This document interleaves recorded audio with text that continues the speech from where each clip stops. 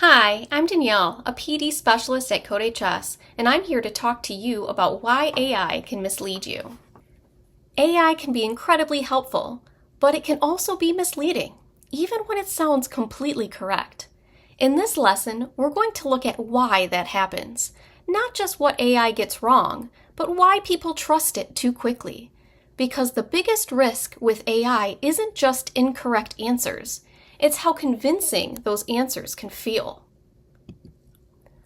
One of the most important things to understand is this: AI doesn't just give answers, it responds to you. That means how you ask a question matters, your tone matters, your assumptions matter.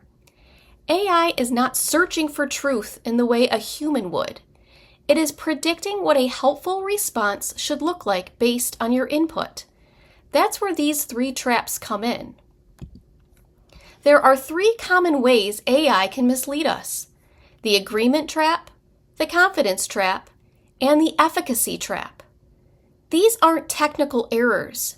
They're patterns in how AI behaves and how we respond to it. Let's break each one down. The first trap is the agreement trap, sometimes called sycophancy. AI tends to match your tone, reinforce your perspective, and adjust based on how you asked the question. So if you ask something like, "I think this is a good idea. What are the benefits?" the AI will likely agree and expand on that idea. If you ask the opposite, it will shift in that direction too. This means AI often tells you what you want to hear, not necessarily what is most accurate or balanced. The second is the confidence trap. AI responses are clear, structured, and polished, and they rarely show uncertainty. Even when the information is incomplete or incorrect, the response can sound very convincing. So what happens is, if it sounds right, we assume it is right. But confidence is not the same as correctness. The third is the efficacy trap.